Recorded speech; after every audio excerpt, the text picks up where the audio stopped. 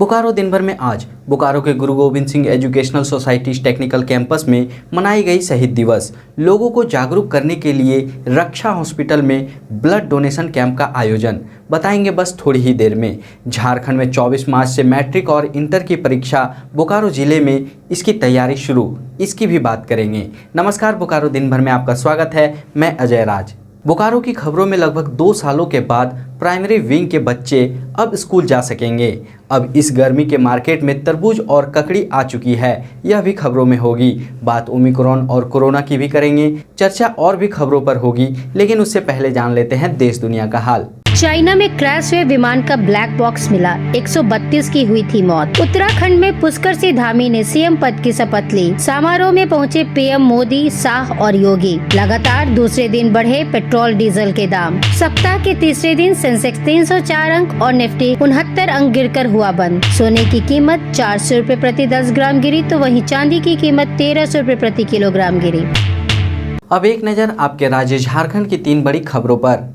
कोल्हान विश्वविद्यालय ने एमबीए में दाखिले के लिए पहली बार होने जा रही विश्वविद्यालय स्तरीय प्रवेश परीक्षा के लिए आवेदन करने के लिए ऑनलाइन लिंक जारी कर दिया है। छात्र 22 मार्च से 16 अप्रैल तक इस प्रवेश परीक्षा में शामिल होने के लिए KU की वेबसाइट पर ऑनलाइन आवेदन कर सकते हैं। झारखंड में घरेलू गैस सिलेंडर 989 रुपए और पेट्रोल हुआ 100 के पार। झारखंड में आज 78 केंद्रों पर मैट्रिक एवं 55 केंद्रों पर इंटरमीडिएट की परीक्षा की तैयारी शुरू। तो यह थी देश दुनिया और झारखंड की खबरें। अब नजर डालते हैं बोकारो के 9 प्रखंडों में से कुछ प्रखंडों की खबरों पर जो आज सुर्खियों में बनी रही। भारत को आज़ादी दिलाने के लिए देश के सपूतों ने कई बलिदान दिए, कई तरह की यातनाएं सही। उन्हीं बलिदानों में से सबसे महान बलिदान शहीद भगत सिंह, सुखदेव और राजगुरु का माना जाता है। ये बलिदान हम कभी नहीं भूल सकते। और आज 23 मार्च है, यानी कि शहीद दिवस। पूरे देश में शहीद दिवस को लोग शहीद भगत सिंह, सुखदेव और राजगुरु के बलिदान को नमन करते हैं। आज बोकारो के गुरु Govind Singh educational society technical campus में भी इन तीनों शहीदों के बलिदान को याद करते हुए शहीद दिवस मनाया गया।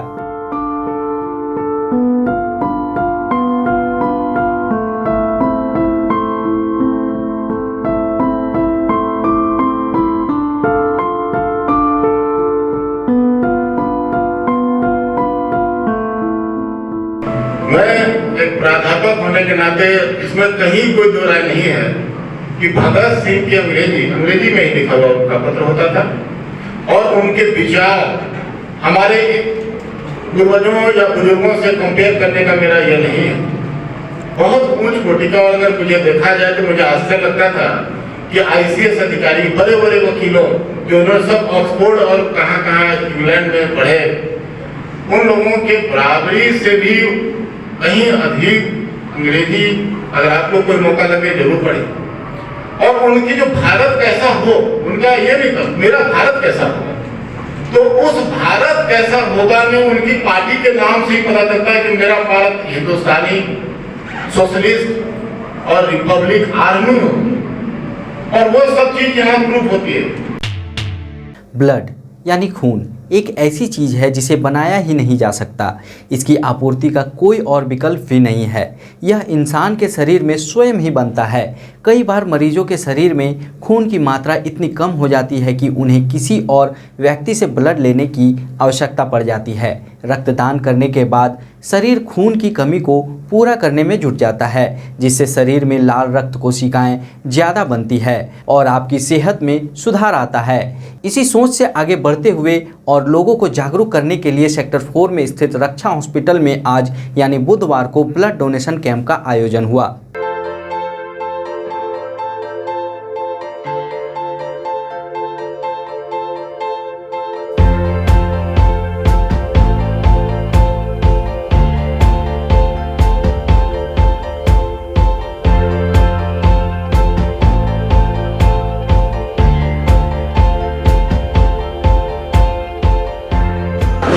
अभी जो ब्लड दान कर रहे हैं उससे आपको कैसा महसूस हो रहा है? कैसा मुझे अच्छा लग रहा है। हमको तो छोटे भैया फ़ोन किए जैसे, तो हम तो रेडी हो गए। चलिए। आपने कितने बार रक्तदान किया? ये मेरा दूसरा टाइम।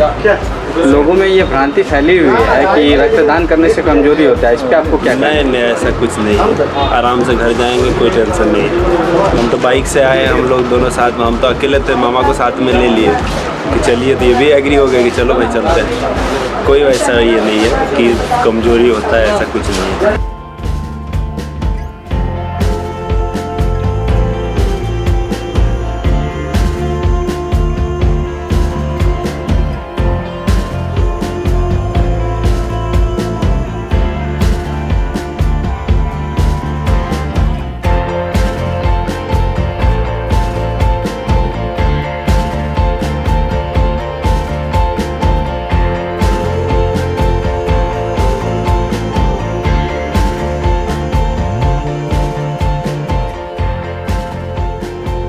रक्तदान करने से हम लोगों में कोई कमजोरी होती नहीं है। वैसे रक्तदान हर एक आदमी को करना क्यों चाहिए, मैं वो बता देता हूँ।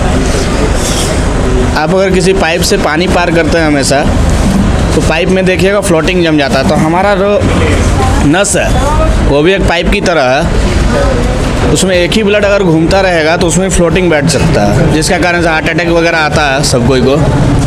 इसलिए रक्तदान हमेशा करना चाहिए।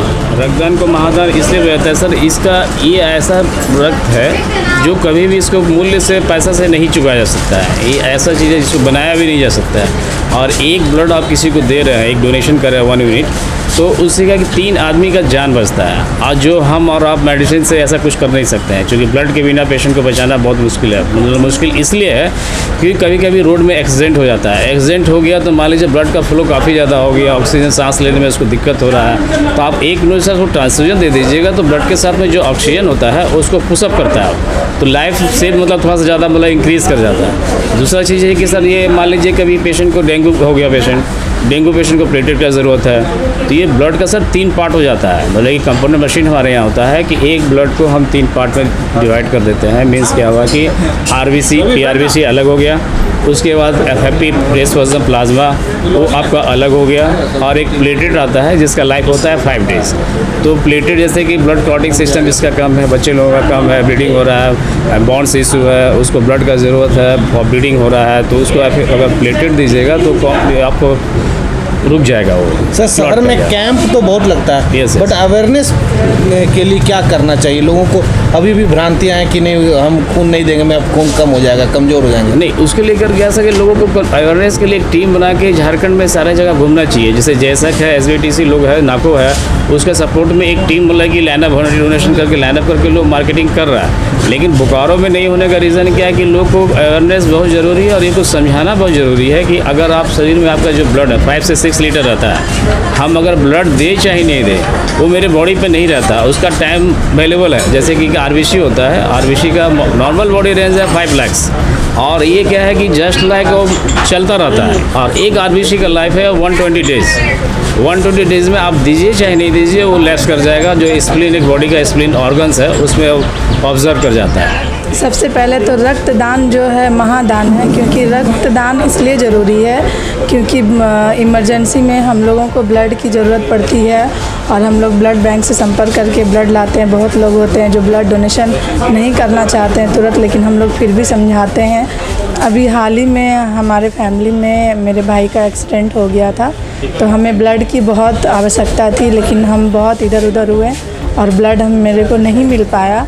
इसलिए मैंने उसी समय सोचा था कि अपने ही अस्पताल में रक्तदान का आयोजन कराएंगे और लोगों को जागरूक करेंगे कि रक्तदान ज़रूरी है और सबको करना चाहिए। आज का उद्देश्य यही है कि हमारे तरफ से रक्षा हॉस्पिटल की तरफ से एक रक्तदान का आयोजन किया गया है, जिसके माध्यम से एक सही उपदेश दिया जा रहा है ताकि कि हर आदमी इस चीज़ में जुड़े और दूसरे आदमी को इसको सहयोग करे।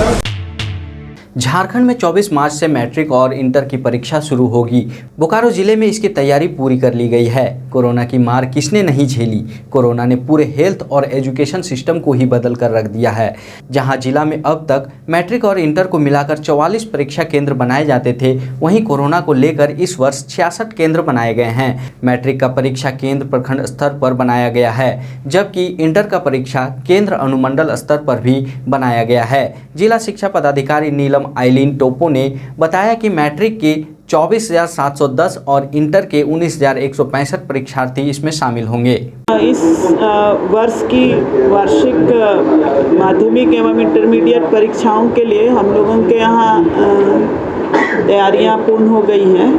जैसे 66 सेंटर इस बार मैट्रिक के एग्ज़ाम के लिए है और इसमें करीब हमारे 24,000 के आसपास बच्चे बैठेंगे। उसी तरह इंटरमीडिएट के लिए 19,165 बच्चे भाग लेंगे इसमें और 40 सेंटर निर्धारित किए गए हैं। क्वेश्चंस पेपर की जहाँ तक बात है, हमारे दोनों ट्रेजरी में क्वेश्चन पेपर आ चुके हैं और आज हम लोग जो रोल सीट है और बच्चों का OMR सीट है वो भी वितरित कर दे रहे हैं। एक तरह से जो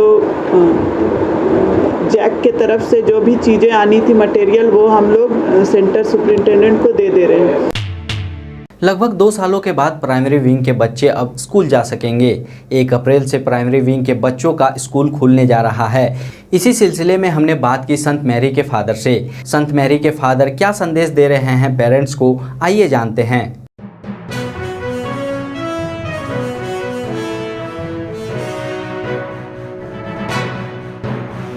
तो प्री प्राइमरी स्कूल्स के लिए एक बहुत बड़ा चैलेंज हो गया स्कूल मैनेजमेंट को भी और स्पेशली टीचर्स को, क्योंकि बच्चे ऑफलाइन क्लासेस में सामने बैठते हैं और सामने बैठ के पढ़ाना, क्योंकि वो ट्रेंड हैं ऑफलाइन क्लासेस के लिए, तो वो बखूबी जानते हैं मेरे टीचर्स कि किस तरह से उन्हें ऑफलाइन क्लासेस में पढ़ाना है। बट जब ऑनलाइन क्लासेस की बारी आई तो सबसे पहले तो हम सभी जैसे मोबाइल को यूज़ करते हैं as a communication gadget use करते हैं, लेकिन उसमें इतने सारे फीचर्स साइंटिफिक हमें दिए गए हैं जो कि हम बहुत ज़्यादा यूज़ नहीं कर पाते अपने रोज़मर्रा की ज़िंदगी में।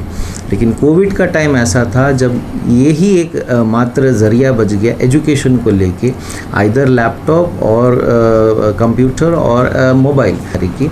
सबसे पहले हमें टीचर्स को ट्रेन करना पड़ा कि किस तरह से करेंगे।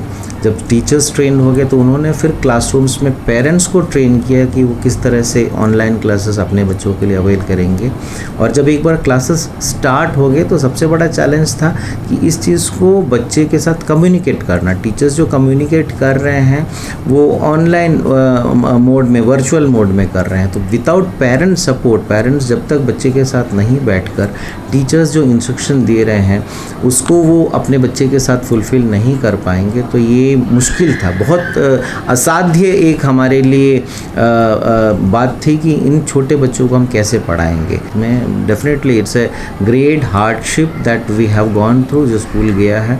और इसमें मेरे टीचर्स, स्पेशली सारे टीचर्स इसके लिए काफ़ी मेहनत किए हैं। और specially the academic coordinator of my school Mrs Mamta Tiwari, she had been an excellent communicator for technology also and for the part of online mode में हम किस तरह से रोचक बनाए क्लासेस को, ताकि वो बहुत अच्छी तरीके से बच्चों को समझ में आए और पेरेंट्स को कोई परेशानी ना हो। तहे दिल से शुक्रिया अदा करना चाहता हूँ अपने सारे पेरेंट्स का, जिन्होंने हमारे साथ रहते हुए प्यारे बच्चों को 2 साल ऑनलाइन मोड में पढ़ाने के लिए हमारी मदद की। Thanks a lot.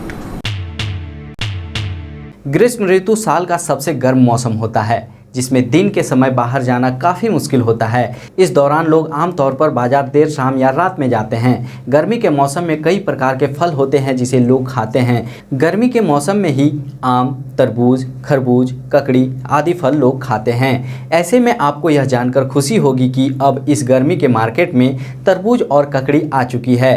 तरबूज और ककड़ी का क्या भाव चल रहा है मार्केट में, आइए जानते हैं।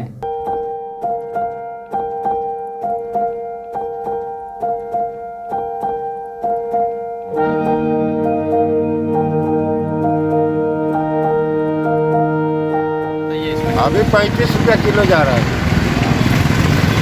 कहाँ से आया तरबूज? बिहार से।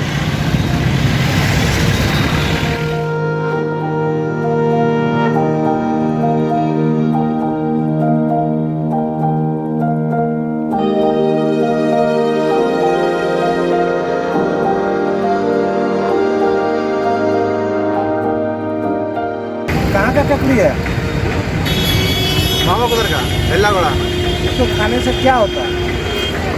पेट ठंडा करता है। क्या कितना रेट चल रहा है इसका? 70-80। 70-80। कब तक मिलेगा ये? 3 महीना तक मिलेगा। इसके बाद नहीं मिलेगा। मतलब अभी इसका सीजन है और लकड़ी का लोग डिमांड करते हैं। गुरु Govind Singh educational societies technical campus Bokaro में मंगलवार को प्लेसमेंट कैंपस का आयोजन हुआ।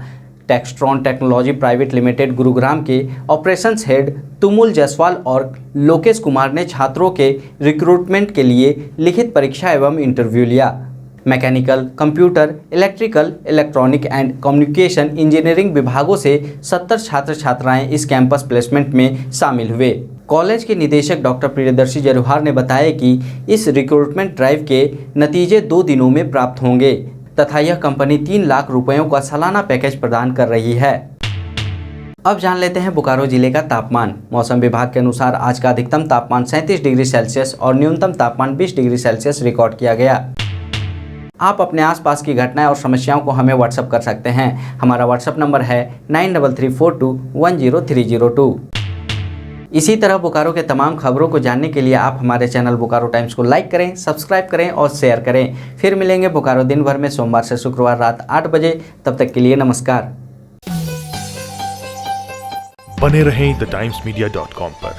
आप हमें फेसबुक और YouTube पर भी देख सकते हैं।